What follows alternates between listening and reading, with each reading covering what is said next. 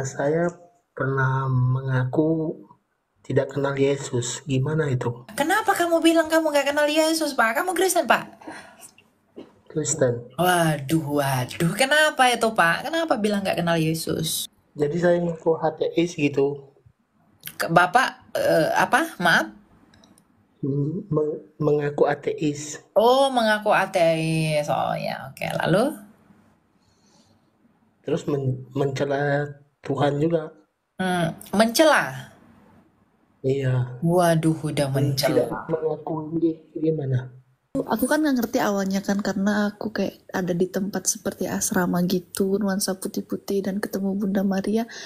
Habis itu dia bilang ke aku pondasinya kuat. Sudah habis itu hilang, terus nggak lama lagi aku berdoa di Jakarta kemarin bulan Maret dapat mimpi lagi.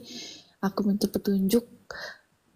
Ini cuma mimpi biasa apa kayak gimana? Soalnya banyak pergumulan dari aku SMA sampai sekarang.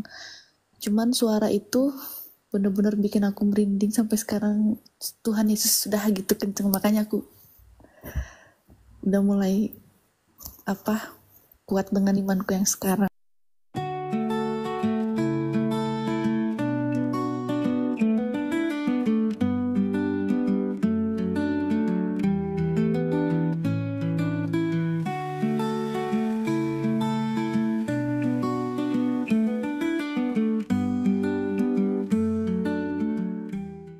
Sorry mau tanya tentang Tritunggal. Seringkali kita kan ditanya Tuhan, sorry aku tanya soalnya aku di bagian yang memang kayak ya aku Kristen tapi aku mau jelasinnya susah gitu loh. Kayak kok Tritunggal berarti Tuhan kalian 3 dong. Aku bilang enggak, itu dia kayak seperti pendeta Gil bilang dia menyalurkan 3 kuasanya dalam 3 itu. Alah, Mana ada Bapa, tim Putra, menyalurkan Roh 3 Kudus. kuasa? Aku tambah-tambah Nah itu. itu makanya masih payah ini. Gimana dia? Ajarin dulu dong. Tritunggal itu berbicara tentang kebagaimanaan Allah yang esa. Ingat ya, kebagaimanaan Allah yang esa, bahwa Allah yang esa adalah Sang Bapa bersama dengan firman-Nya dan Roh-Nya. Firman itulah Yesus, Roh-Nya lah Roh Kudus.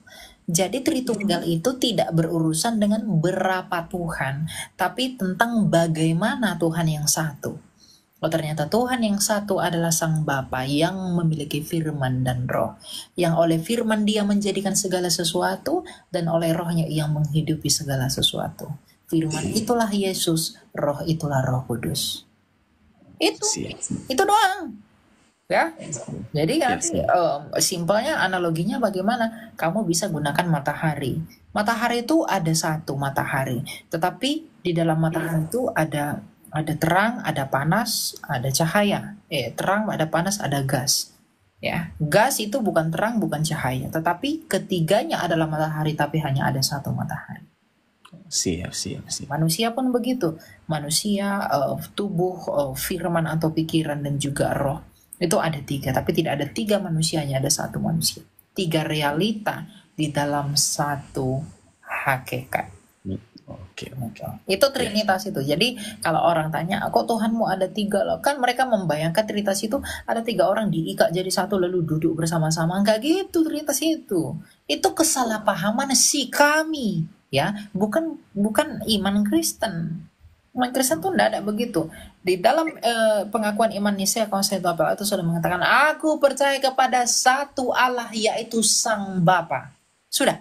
Lalu firmannya Bapa, lalu rohnya Bapa. Itu saja, kita nggak percaya yang lain-lain. Oke. Ya? Siap. Ya, makasih Elia, Tuhan berkati. Ya, God bless. Kalau nggak bisa lagi ditangkap yang begitulah, lalu gimana menjelaskan lagi, saya tidak tahu.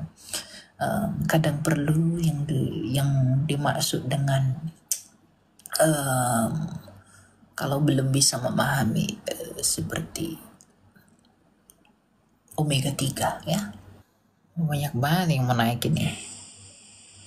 100 orang. Salam Kak. Silakan flow room, silakan. Saya mau tanya Kak, menurut pendapat Kakak, bagaimana pendapat Kakak mengapa doa atau permohonan kita masih belum kita terima? Padahal dalam ayat Alkitab saya juga nggak tahu persis ya ayat Alkitabnya di mana, ada yang mengatakan mintalah maka engkau akan diberikan. Mohon pencerahannya, Kak. Terima kasih. Mintalah maka kamu akan diberikan. Ketuklah maka kamu akan dibukakan. Carilah maka kamu akan Patkan. Nah, orang-orang seperti itu orang-orang yang bagaimana dulu? Misalnya, Tuhan, saya mau kekuatan. Ya kamu harus siap sedia kalau Tuhan bawa kamu ke lembah kelam. Itu Tuhan jawab doamu. Karena di dalam kekelaman itu kamu dikuatkan. Tuhan itu tidak seperti boneka strombolin kita dibuatnya. Kamu minta apa langsung ada. Seperti 5 roti 2 ikan ya kan. 5 roti 2 ikan. Nggak begitu. Tuhan berikan saya sukacita. Kamu pasti diperhadapkan dengan hal-hal yang berduka. Kenapa? Agar alasanmu untuk bersukacita hanyalah Tuhan.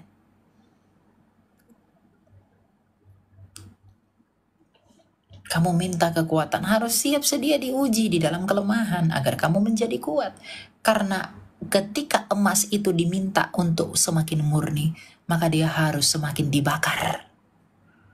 Nah, jadi mindset tuh dirubah, pola sudut pandang tuh dirubah. Cara Tuhan itu bekerja, itu tidak seperti cara manusia bekerja. Tuhan berikanlah aku kelulusan begini, lalu plus lulus begitu aja. Gak begitu cara Tuhan. Tuhan akan gagalkan kamu dulu. Dia akan membawa kamu kepada apa yang, agar di dalam proses itu kamu dihajar, kamu ditegur. Dan kamu dibentuk kerendahan hatimu agar kamu berserah kepada Dia. Dan ketika kamu lulus uji, sama seperti Ayub yang lulus uji, maka Tuhan menambahkan berkali-kali lipat. Itu tak kesulitan bagi Dia.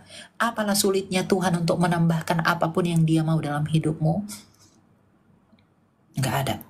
Tapi tergantung kamu. Kamu setia nggak sama Dia?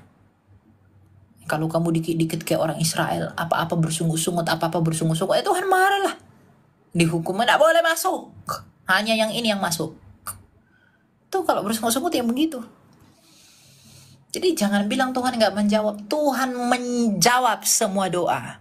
Jawaban Tuhan itu ya, tidak, belum. Tapi Tuhan tidak mengabulkan semua doa. Ketika Tuhan saya minta, Tuhan berikanlah saya pacar Tuhan. Ketika saya tidak dapat pacar, Tuhan dalam 2 minggu ini berikanlah saya pacar. Dan dalam 2 minggu ini saya tidak mendapat pacar. Artinya Tuhan menjawabnya dengan kata tidak. Itu jawaban, tapi tidak terkabul. Atau bilang, Tuhan berikanlah aku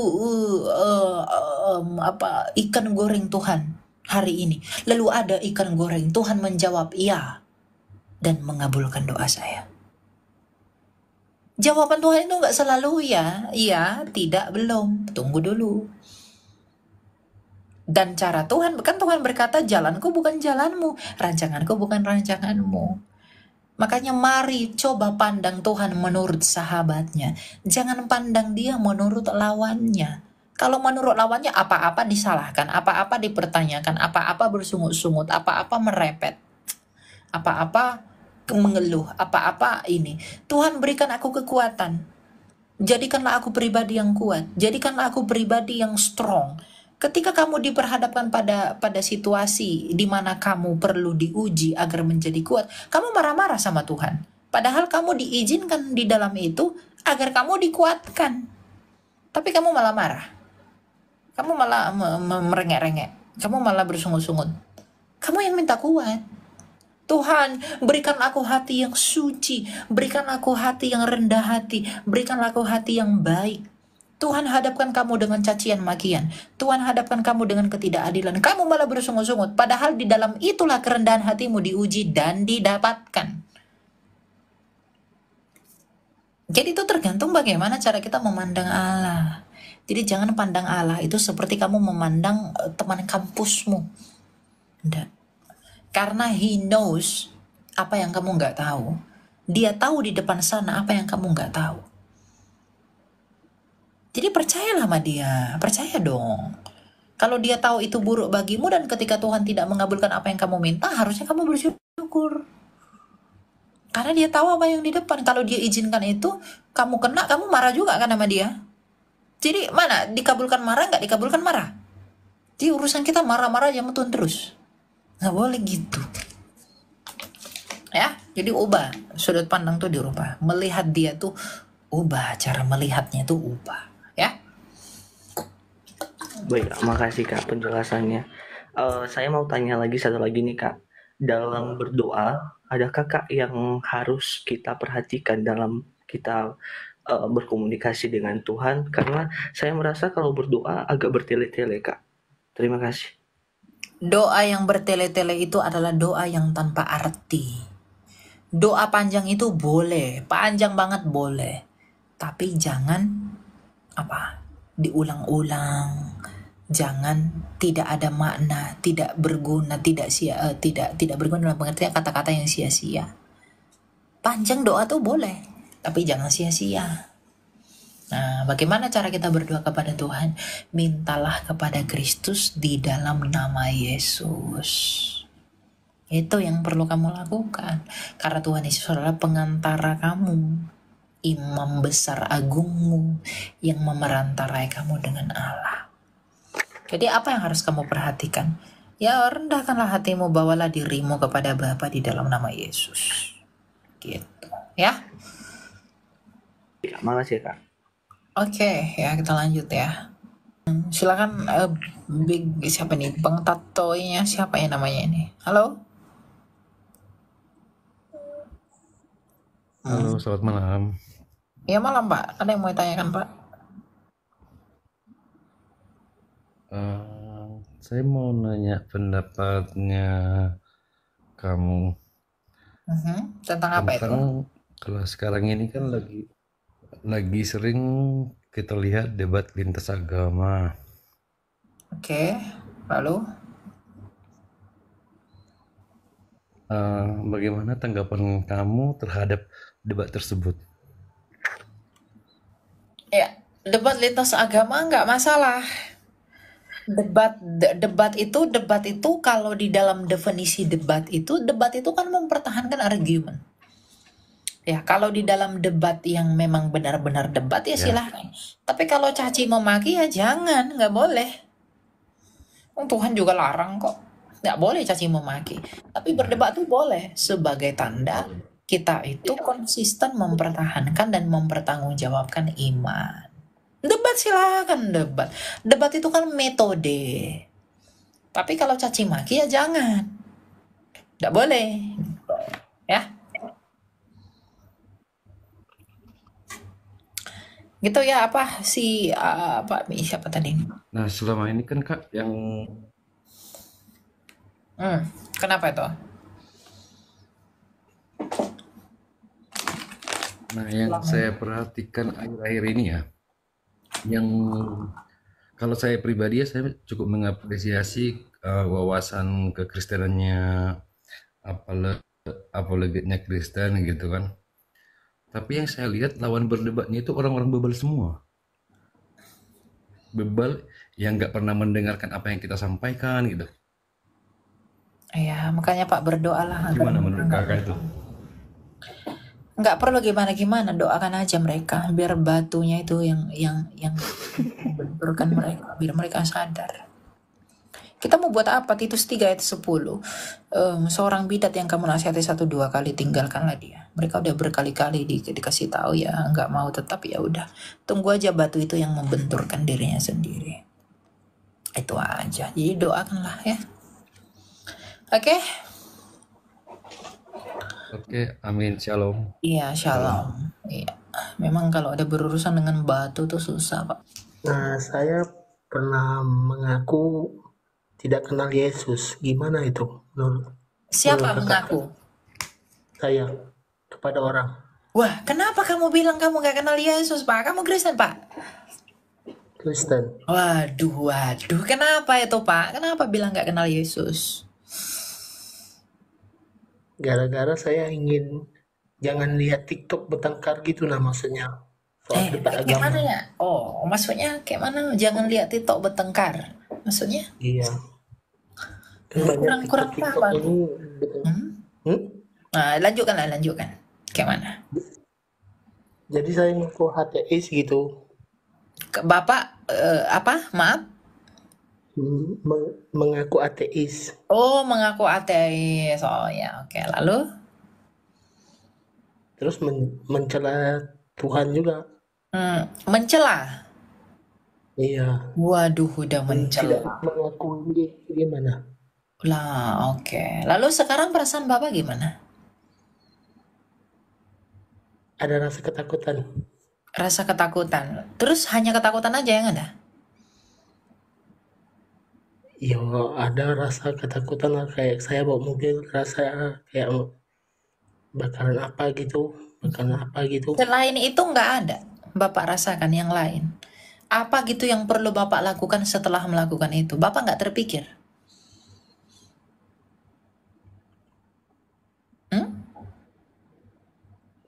Sorry, gimana? Bapak nggak terpikir apa yang Ada cuma Bapak... rasa itu aja. Oh, jadi Bapak nggak terpikir apa yang Bapak harus lakukan setelah melakukan kesalahan itu? Tahu saya minta ampun kan? Udah minta ampun? Belum. Kenapa belum minta ampun?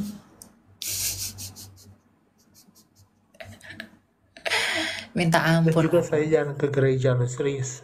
Nah, kalau jarang ke gereja, maka mulai sekarang rajin ke gereja. Minta ampun sama Tuhan. Sinyal saya jelek, maaf Kak. Iya, ya. Jadi kalau Bapak jarang ke gereja, mulai sekarang harus rajin ke gereja. Dengar ya? Dengar kan? Halo?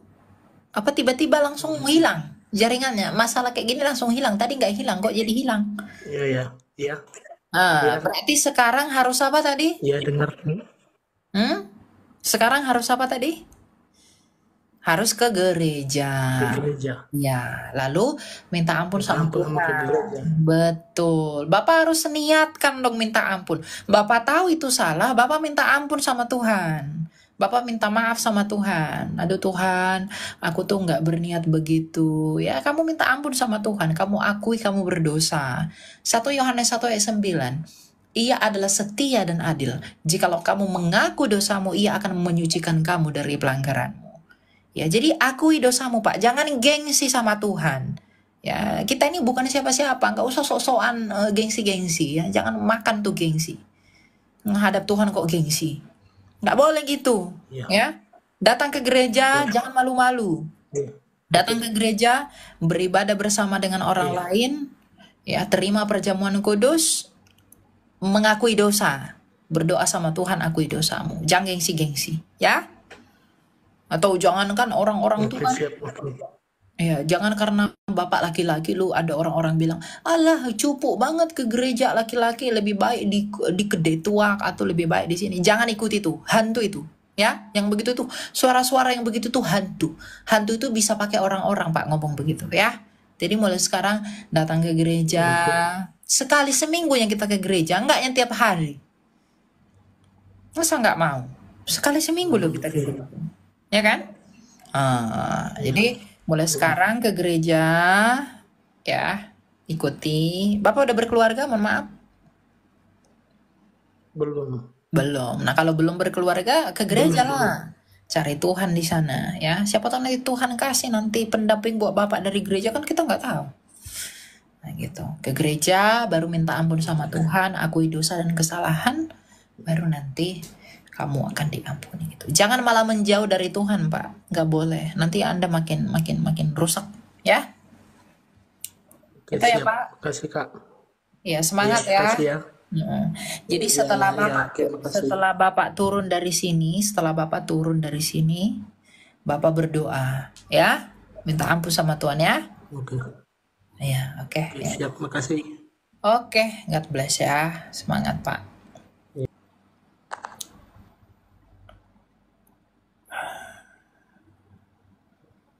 Gitu. Jadi jangan malu-malu ya. Ada orang ini berdoa sama tembung gengsi. Kok makanlah gengsimu itu. Tuhan aku gengsi.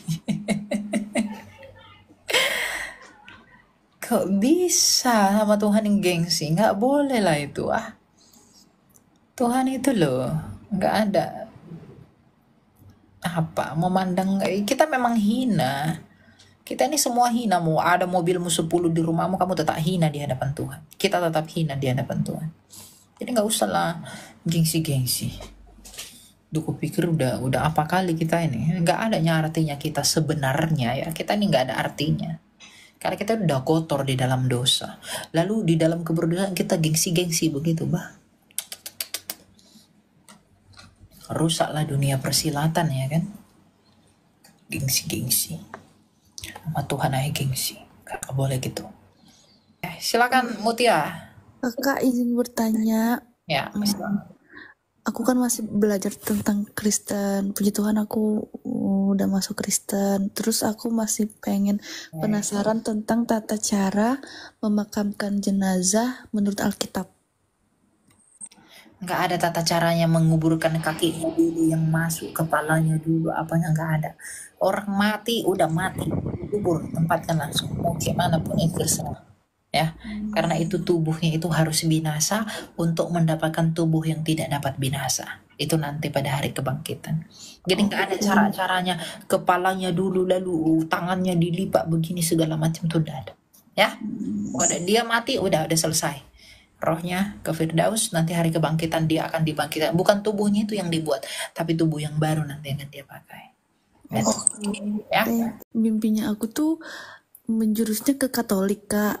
Itu aku kan nggak ngerti awalnya kan, karena aku kayak ada di tempat seperti asrama gitu, nuansa putih-putih dan ketemu Bunda Maria. Habis itu dia bilang ke aku pondasinya kuat. Sudah, habis itu hilang. Terus nggak lama lagi aku berdoa di Jakarta kemarin bulan Maret, dapat mimpi lagi. Aku minta petunjuk. Ini cuma mimpi biasa apa kayak gimana, soalnya banyak pergumulan dari aku SMA sampai sekarang. Cuman suara itu bener-bener bikin aku merinding sampai sekarang.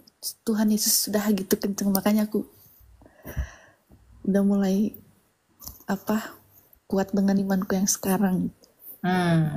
Oke, ya udah, nggak apa-apa. Tetap bertumbuh dan berkembang dalam iman ya. Jangan lepaskan ya, karena kamu sudah kecap kasih karunia ya. Thank you, Kak. Iya, God bless.